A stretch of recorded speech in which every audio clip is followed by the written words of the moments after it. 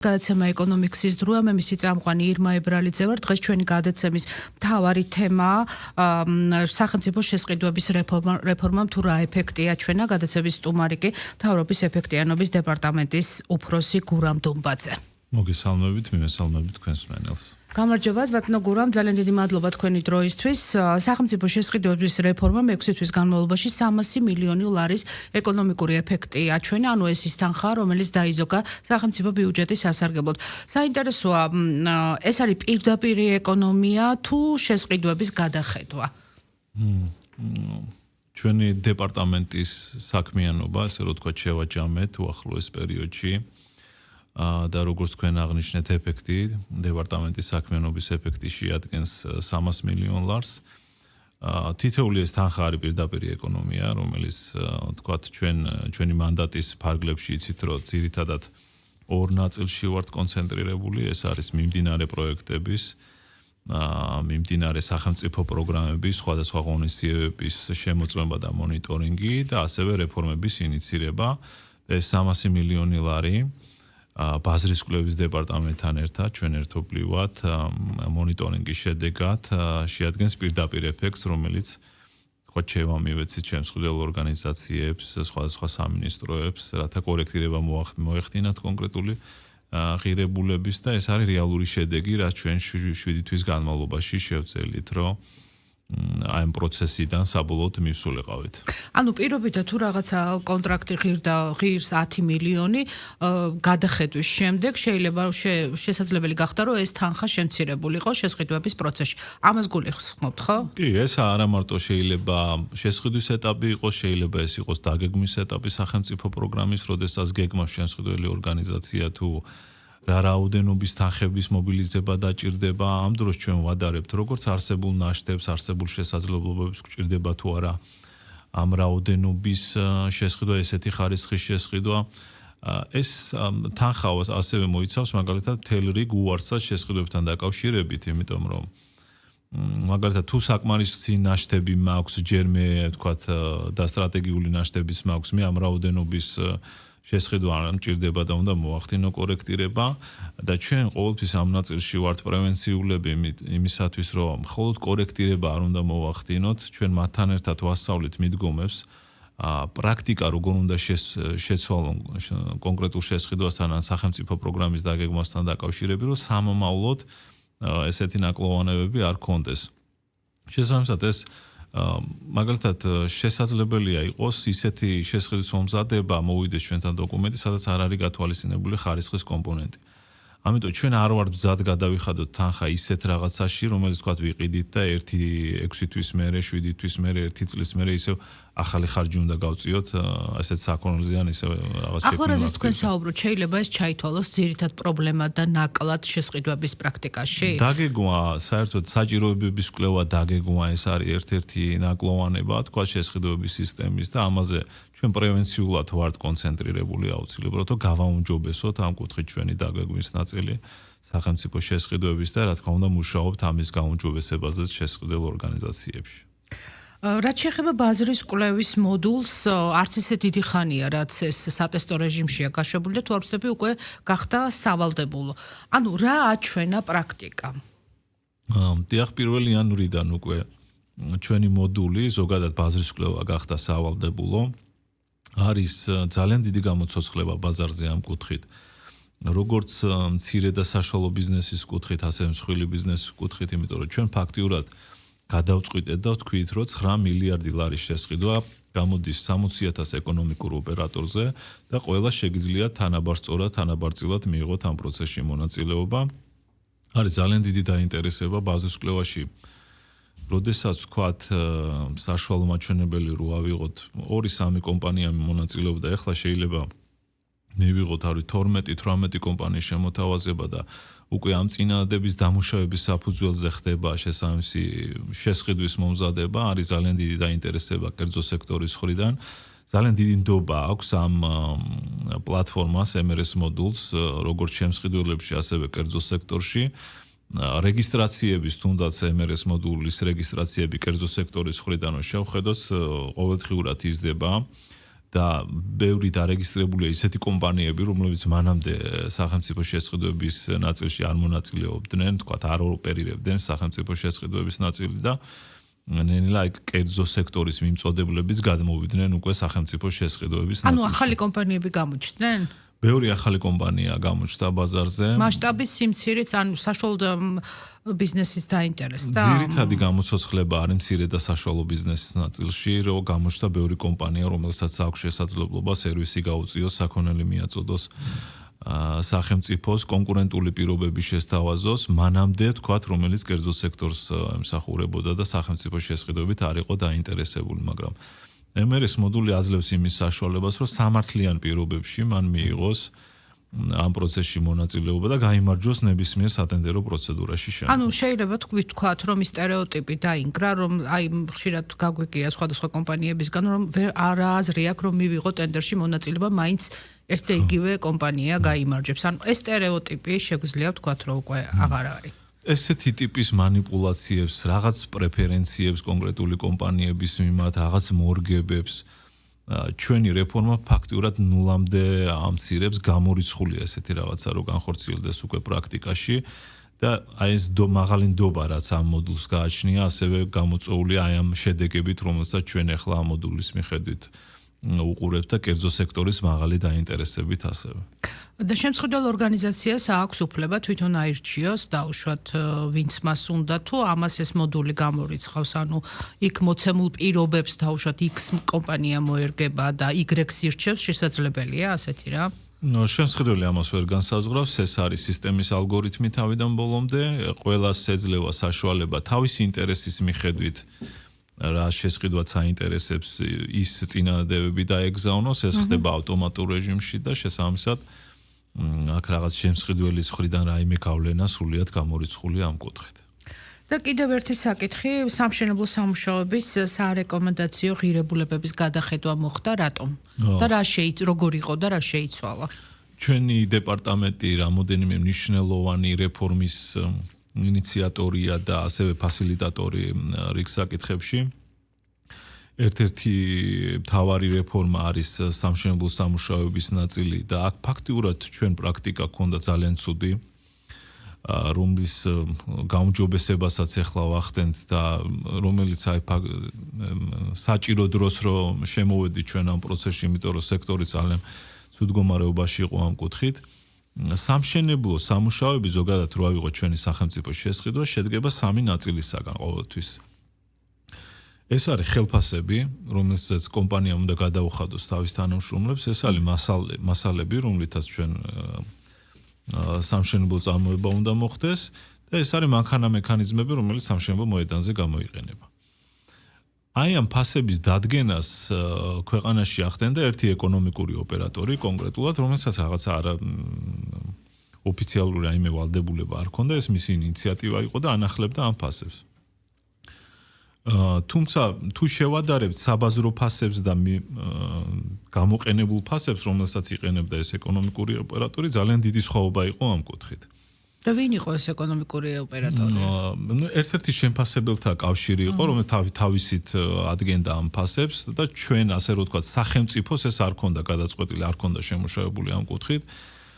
როგორ უნდა მომხდარიყო ფასის ფორმირება, ვის უნდა დაედგინა და ასე. მიშვებული იყო ეს საკითხი ასე. ხო, ეხლა ნახეთ ვინაიდან ჩვენი დეპარტამენტის ერთ-ერთი მთავარი ფუნქციას და პრემიერ-მინისტრის უშუალო დავალება არის, რომ ჩვენ უნდა შევქმნათ პრევენციული მექანიზმები, ჩვენ უნდა გავაუმჯობესოთ პრაქტიკა, რომ ერთია რაც წარსულში რაღაც ცუდი და ნაკლოვანება ქონდა, ეხლა საომავლოდ ჩვენ უნდა ეს პრაქტიკა უნდა გავაუმჯობესოთ, ამიტომ გადავწყვიტეთ სამხაროს ექსპერტიზის ეროვნული ბიუროს დახმარებით მოხდეს აი ამ ფასების დადგენა და შემუშავება, შეიძლება შემდგომ სხვა ინსტიტუციონალური ფორმა მიეცეს და ეს იყოს ცალკე კვლევითი ინსტიტუტი, მაგრამ ამ ეტაპზე სამხაროულის ბიურო მოამზადებს, მოამზადოს და განაახლოს ახალი სამშენებლო ფასები, რომელიც კრიტიკულად საჭიროა სამშენებლო სექტორისთვის.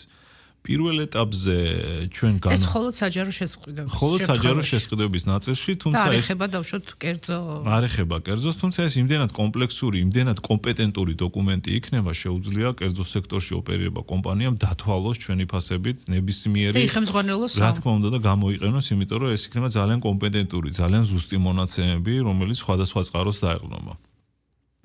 პირველ ეტაპზე ჩვენ განვაახლეთ შრომის ანაზღაურების ნაწილი, ხელფასების ნაწილი და დაუახლოვეთ მაქსიმალურად საბაზრო ღირებულებებს. შესაბამისად 25%-იანი ზრდა თუ არ ვცდები. დიახ, 19-დან 24%-მდე ზრდა შრომის ანაზღაურების ნაწილში. შესაბამისად ეს ტვირთად აღარ აწევს კომპანიას, რომ ეხა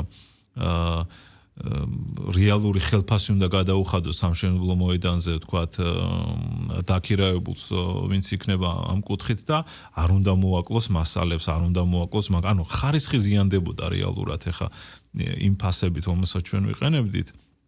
ამის გაუმჯობესება მნიშვნელოვნად გაუმჯობესებს უკვე სამშენებლო ხარისხსაც. ამ ხელფასის ოდენობასაც სამხარაული ადგენს? კი, შრომის ანაზღაურების საშუალო დათვლა ხდება, აქ სტატისტიკის სამსახურის ჩართულობაც არის, სტატისტიკის ფორმულების და მაჩვენებლების გათვალისწინებაც ხდება, კომპანიებში ბაზრის კვლევაც ხდება თუ ვინ რამდენს უხდის კონკრეტულ შემთხვევაში, შეჯერება ხდება ამ ინფორმაციის და შემდგომ დადგენა. ამ წელს 2026 წელს ასევე ჩვენ უნდა განვაახლოთ მასალების ნაწილიც და ამაზე აქტიურად არის დაწყებული მუშაობა. და მე მინდა უთხრა თქვა კერძო სექტორსაც, რომ ჩვენ გვექნება ელექტრონული პლატფორმა ამ შემთხვევაში, ასევე სადაც მათ შესაძლებლობა ექნებათ მიიღონ ამ პროცესში მონაწილეობა. კონკრეტული იმპორტიორი, კონკრეტული მშენებელი თუნდაც, რომელიც ან მაღაზია, რომელიც სამშენებლო მასალებით ვაჭრობს, შეიძლება რომ თავისი ფასი შესთავაზოს, თქვა კვლევაში მიიღოს მონაწილეობა ამ ელექტრონულ პლატფორმაზე, შეავსოს ანუ თავისი price list-ი, ასე რომ ვთქვათ, ფასების ხრილი რო დადოს, მიიღოს მონაწილეობა და შესთავაზოს სახელმწიფოს, რომ კონკრეტულად ჩემი მასალები ცოდეთ ღირს ამდენი. ამიტომ ყველა ეკონომიკურ ოპერატორს შეიძლება რომ ჩაერთოს ამ პროცესში და შემდგომ ჩვენ უკვე გასაშვალებულს, ესე იგი დამუშავებულს აი ამ მონაცემებს სამხარაული დაადგენს უკვე რა უნდა ღირდეს კონკრეტული მასალის ღირებულება. პირობითად მაგალითად ცემენტი ავიღოთ ახლა, ღირს ჭერი იქნება დადგენილი, რომ აი 10 პირობითად ახლა ღირს რაღაც თანხა. ამ თანხის ზემოთ ვეღარ და ქვემოთ შესაძლებელი იქნება თუ როგორ არის? ხო, აი ნახეთ, რო ავიღოთ ერთ-ერთი ჩვეულებრივი მასალა, ცემენტი. ცემენტს შეიძლება ქონდეს სხვადასხვა ხარისხები. იქნება პირობითად ვამბობ, როგორც ლარი, ასევე 2 ლარი, ასევე 3 ლარი. თუ გადაგაქვს 3 ლარის 3 ლარიანი ცემენტი, ამას ექნება თავისი ხარისხობრივი მაჩვენებლები. ეს ხარისხიც უნდა გადაიტანო უკვე სამშენებლო პროექტის მომზადებაზე. ამიტომ მხოლოდ ერთი ესე არ იქნება, რომ აუცილებლად ლარი უნდა ღირდეს ან 2 ლარი უნდა ღირდეს, აქ იქნება დიფერენცირებული ფასები თავისი ხარისხით. შემდგომ უკვე პროექტანტი შესაბამისი კომპეტენციის მქონე პირი აქედან აირჩევს რა უნდა დამკვეთს. რა უნდა შემსყიდველს. შემსყიდველთან შეთანხმებით განაფასებს უკვე კონკრეტულ სამშენებლო პროექტს და ეტყვის, რომ თქვათ აი ამ სკოლის ან ბაღის შენებლობა ღირს თქვათ 1 მილიონი ლარი. სამშენებლო ფასების განახლება და აი პლატფორმას, ამიტომ ამბობ, რომ ელექტრონული პლატფორმა იქნება ყველას ბიზნეს ეკონომიკურ ოპერატორებს შეეძლებათ ამ პროცესში რო ჩაერთონ. შესთავაზონ სიტყვაზე ვთქვათ, მე ცემეს ვყიდი ამდენ ლარად, მე ვთქვათ კაბელს ვყიდი ამდენ ლარად. შეგროვდება ყველა კომპანიის ინფორმაცია იმისათვის, რომ რაიმე დისკრიმინაციული არ იყოს და ერთ კომპანიაზე იყოს რაღაცა ორიენტირებული. ამის მიხედვით გასაშალშვალოვდება, დადგინდება შესაბამისი ხარისხები და უკვე გამოქვეყდება მასალების ჩამონათვალი, ხარისხის ჩამონათვალი, მითითებით, თქვათ, შესაბამისი ღირებულებით, სადაც გაუმარტივდება, მნიშვნელოვნად გაუმარტივდება პროექტანტს სამშენებლო ღირებულების დათვლა. ამავე დროს განახდება მანქანა მექანიზმების ნაწილი, იმიტომ რომ სიტყვას ვთქვათ, რასაც მანამდე ვიყენებდით, ეს არის ძალიან ძველი ტექნიკა, რა ღირებულებებსაც ჩვენ ვიყენებდით, აი რაღაცა ვთქვათ, ძველი ტრაქტორი, ძველი კრანი, დღეს სამშენებლო მოედანზე უკვე სხვა ტექნიკა მუშაობს საერთოდ. ამიტომ ახალი ტექნიკის, რაც რეალურად სამშენებლო მოედანზეა, იმის შემოყვანა მოხდება ხარშტაღრიცხვაში, იმის განფასება მოხდება და ამ ნაწილშიც ფაქტობრივად ჩვენ სულად კონკურენტული ხდებით კერძო სექტორთან მიმართებით, იმიტომ რომ ჩვენ მიერ გადახდილი ღირებულება სამშენებლო სამუშაოებში იქნება როგორც ვთქვათ, კერძო სექტორი იხდეს ამ კუთხით, რაზეც მოვითხოვთ ხარისხს აუცილებლად. გაძლიერდება ზედამხედველობის კომპონენტი, გაძლიერდება მონიტორინგის კომპონენტი, იმიტომ რომ ჩვენ მზად ვართ გადავიხადოთ საბაზრო ღირებულება ინფრასტრუქტურულ პროექტებში და ძალიან ბევრი პროექტია თქვათ წელს დაგეგმილი, მაგრამ ამავდროულად მოვითხოვთ ხარისხსაც ამ კუთხით აუცილებლად. და ეს როდის იქნება ეს დოკუმენტი მზად და რამდენი განახლებადი იქნება თუ არა, იმიტომ რომ მუდმივად იცვლება ფასებიც და ეს არ არის მარტო დავუშვათ საქართველოსზე დამოკიდებული. აუცილებლად, ჩვენ 2026 წელს უკვე დავასრულებთ ფასების ფორმირების პროცესს, როგორც დარჩენილი გვაქვს მასალების და მანქანა მექანიზმების, ხელფასები უკვე განვაახლეთ და ხელმისაწვდომია. ეს შეიძლება მოხდეს ყოველ კვარტალურად, შეიძლება მოხდეს 6 თვეში ერთხელ. განახლება, თუმცა რა თქმა უნდა, ეს განგზობათი პროცესი იქნება, მუდმივად განახლდება ეს ფასები, კვარტალების მიხედვით დადგინდება მაგალითად მასალების ნაწილი და შეიცვლება ეს ღირებულებები, სადაც ზრდა გვექნება, იქ აუცილებლად გაიზრდება, სადაც შემცირება, იქ აუცილებლად შემცირდება. ამიტომ ეს პროცესი სრულიად ჯანსაღი იქნება ამ კუთხით. და რა შედეგს ელოდებით ამ ცვლილებისგან სახელმწიფო შესყიდვების ხარისხის კუთხით? ანუ ყველაფერი, რაზეც თქვენ ისაუბრეთ, ერთიანობაში რას მოგცემს? ეს არის რეალური ღირებულები, ჩვენ უკვე მზად ვართ, რომ საბაზრო რეალური ღირებულება გადავიხადოთ სამშენებლო პროექტებში და ისე არ მოხდეს, რომ ვთქვათ, რაღაცა დავაფინანსეთ კონკრეტული სამშენებლო პროექტი და მე ისე 2 წლის შემდეგ ან წელიწად ნახევარში ისე გვიბრუნდება ეს შენობა ნაგებობა ან ეს ინფრასტრუქტურული პროექტი, რომ რაღაცა მნიშვნელოვანი რეაბილიტაციაში საჭიროებს, მნიშვნელოვან სარემონტო სამუშაოებს საჭიროებს. ამიტომ ჩვენ რაშიც გადავიხდით თანხას და სახელმწიფო რისთვის იქნება მზად, ეს აუცილებლად იქნება ხარისხიანი, შესაბამისი საგარანტიო ვადების დაცვით. ამიტომ მიღწეული შედეგი, მიღწეული ეფექტი გაცილებით მეტი იქნება, ვიდრე დღეს გვაქვს ჩვენ სამშენებლო სექტორში. გაცილებით მეტ შედეგებს, უკეთეს შედეგებს მივიღებთ ამ კუთხით. ბიზნესსაც უფრო მეტად მივცემთ განვითარების საშუალებას, იმიტომ რომ ჩვენ, როდესაც უკვე საბაზრო ღირებულებით ნორმალური ფასწარმოქმნით უხდით მას კონკრეტული სამუშაოების ღირებულებას, მას აღარ აქვს უკვე იმის საჭიროება, რომ რაღაცა მასალებს მოაკლოს, რაღაცა მანქანა მექანიზმებს მოაკლოს, რომ რაღაცა დამატებითი მოგება ნახოს ამ კუთხით, ამიტომ ეს პროცესი სრულიად ჯანსაღი იქნება ამ კუთხით, ვფიქრობთ და ძალიან დიდი მოლოდინები გვაქვს ინფრასტრუქტურული კუთხით, ასევე ძალიან მაღალი ათვისების მაჩვენებელი გვექნება და უშუალოდ ამ პროექტის დასრულების, ამ რეფორმის დასრულებით ჩვენ ხშირად გვაქვს ბიზნეს კერძო სექტორთან შეხვედრები, მშენებელთა ასოციაციის ჩათვლით, ჩართულობით თქვათ. ამიტომ ისინი ძალიან დაინტერესებული არიან, რომ ეს რეფორმა ბოლომდე მივიყვანოთ და განვახორციელოთ. სახელმწიფო შესყიდვების რეფორმა, ანუ დიდი ხანი არ არის დაწყებული, მაგრამ ყოველ შემთხვევაში ეს არ ნიშნავს იმას, რომ დასრულდა, ხო? აი ორგანო, რომელიც პარლამენტმა მიიღო გადაწყვეტილება, რომელიც უნდა შეიქმნას, რა ეტაპზეა ეხლა და კიდევ ერთხელ შევახსენოთ ჩვენ სვენელს და მაყურებელს, რას გააკეთებს, ანუ რა შესყიდვების ორგანიზაციიდან რამდენად როგორ იქნება ერთმანეთთან კავშირში.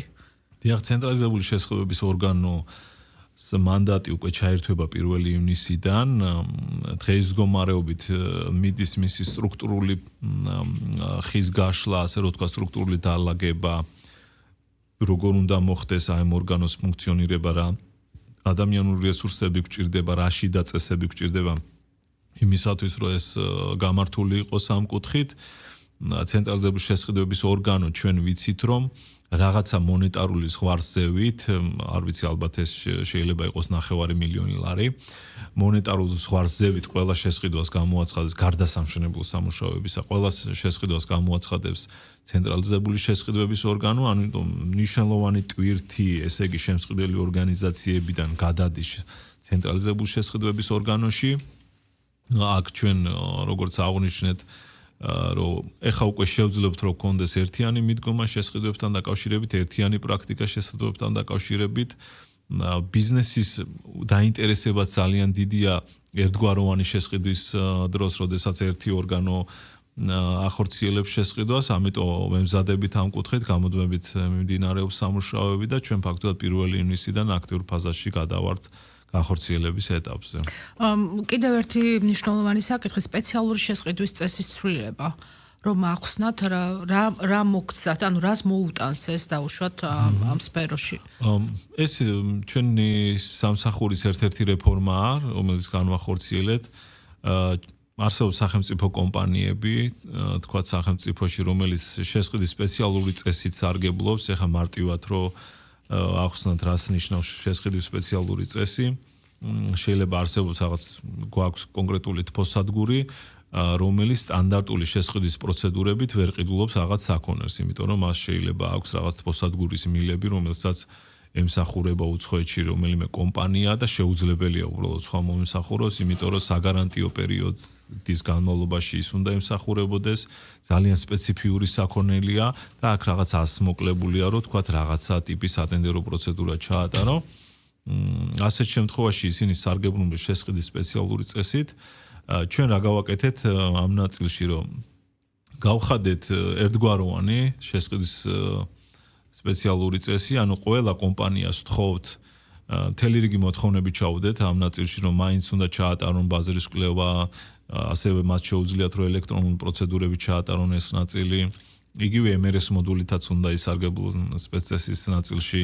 ასევე აქვთ გამჭვირვალობის ვალდებულება ამ კუთხით, რაც მანამდე არ ქონდა, რომ მათ ეს კონტრაქტები, ეს ხელშეკრულებები უნდა ატვირთონ CML მოდულში და საზოგადოებას სულიად ექნება შესაძლებლობა, რომ ნახონ ეს კონტრაქტები რას აფორმებენ, რას ხიდულობენ ამ კუთხით, თუნდაც შენიშვნები ქონდეთ რაღაც საკითხთან დაკავშირებით.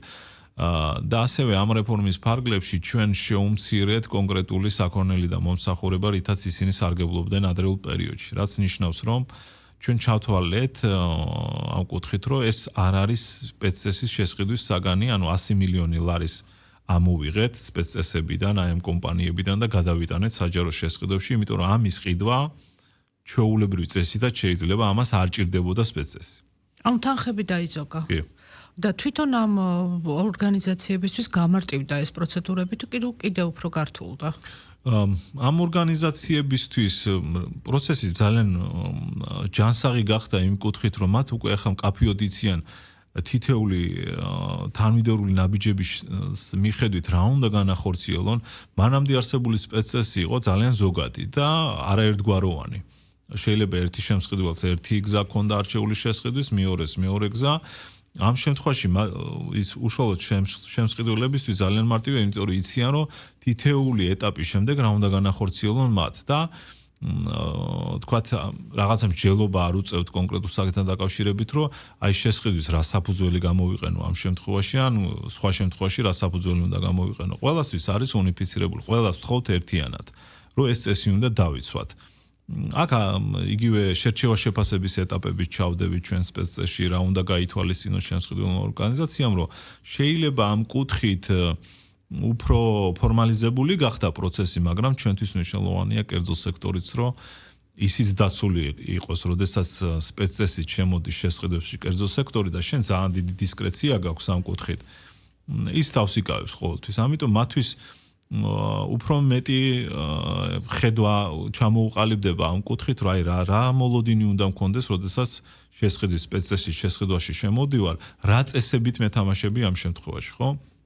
ამიტომ ეს ყველასთვის გახდა ნათელი და რა თქმა უნდა კერძო სექტორის დაინტერესებაც სპეცწესის შესყიდვების ნაწილში ძალიან გაიზარდა ამ კუთხით. ანუ შეგვიძლია ვთქვათ, რომ რეფორმის პირველი ეტაპი ფაქტობრივად დასრულებულია და ის შედეგები, რაც დაიდო, თქვენი მოლოდინი გამართდა, თუ კიდევ არის რაღაც ხარვეზები ან გამოსასწორებელი, თუ ეს ჩვენ მნიშვნელოვანი სამუშაოები ჩავატარეთ იმ კუთხით, რაც აუცილებელი იყო ამ ეტაპზე, თქვა ჩვენი დეპარტამენტის შექმნიდან, რაც ძალიან სასწრაფო იყო ის. ცოტა დროა 6 თვე ძალიან. ხო, თუმცა შევძელით და უშუალოდ პრემიერ-მინისტრის დავალებაც იყო, რომ ჩვენ პრევენციული მექანიზმები, პრაქტიკა უნდა გავამჯობესოს ამ კუთხით და ძალიან მნიშვნელოვანი შედეგები გვაქვს. ეხლა ჩვენ სახელმწიფო შესყიდვები გვაქვს არჩეული პრიორიტეტად, თუმცა ძალიან ბევრ თემას შევეხებით, შემდგომ შეიძლება იყოს ეს სახელმწიფო ქონება, გარემოს დაცვა, განათლება ან სხვა ნაწილი, სადაც ჩვენი ინიციატივები გვექნება ასევე ამ კუთხით,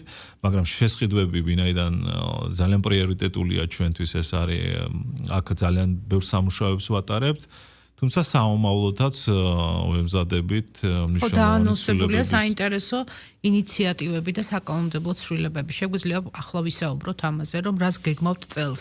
ანუ რა იქნება დავუშვათ შემდეგი ნაბიჯი და ეს კერძო სექტორთან რამდენად მიდის, ანუ ერთად განიხილავთ თუ არა ამ თემებს.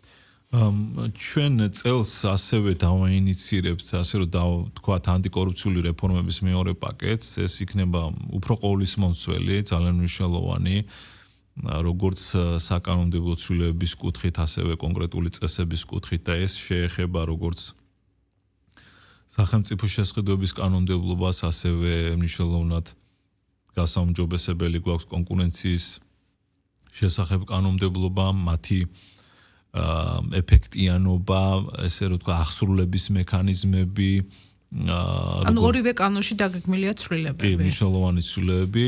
ჩვენ ამ ცვლილებებს აუცილებლად შემოვიტანთ, საზოგადოებას ვაცნობებთ რა ცვლილებებზეა. მთელი რიგი საკითხები მოწესრიგდება იგივე შესყიდვების კუთხით, ბევრი საკითხიც გამარტივდება, შეიძლება ეს იყოს შესყიდვის ახალი მეთოდები, ახალი მიდგომები, რომელიც როგორც შემსყიდველ ორგანიზაციებს გაუმარტივებს შესყიდვების მართვას, ასევე დარწმუნებული ვარ დიდ დაინტერესებას გამოიწვევს კერძო სექტორშიც. ამიტომ წლევანდელი წელი რეფორმების კუთხით იმისათვის, რომ ბოლომდე შეიკრაც ეს ნაწილი, რაც არის პრაქტიკის გაუმჯობესება, პრევენციული მექანიზმების შექმნა, მნიშვნელოვანი იქნება ამ კუთხით. ანუ წლის ბოლოს შეიძლება ითქვას, რომ შესყიდვების რეფორმა დასრულდება? ამ ყოველფრის გათვალისწინებთ, რაზეც თქვენ საუბრობთ? კი, ფაქტიურად მნიშვნელოვანი ნაწილი ჩვენ შესყიდვების კუთხით დარეგულირებული გვექნება. და ჩვენ მონიტორინგის ნაწილში იცით, რომ ჩვენ გამუდმებით მუდმივად ვახორციელებთ მონიტორინგს და დაკვირვებას პროცესზე და აქ რაიმე გაუმჯობესების საშუალება თუ გვექნება, აუცილებლად ყოველთვის შემოვალ შესაბამისი ინიციატივებით ამ კუთხით. გასაგებია, ძალიან დიდი მადლობა. წარმატებებს გისურვებთ. მთავრობის ეფექტიანობის დეპარტამენტის ხელმძღვანელი გურამ დუმბაძე პასუხობდა ჩვენ შეკითხვებს, მასაშე რეფორმა შესყიდვების რეფორმა გრძელდება და მოსავალნელია მთელი რიგი საკანონმდებლო სიახლეები. მე ხუთშაბათამდე გეშტაბებით ნახვამდის.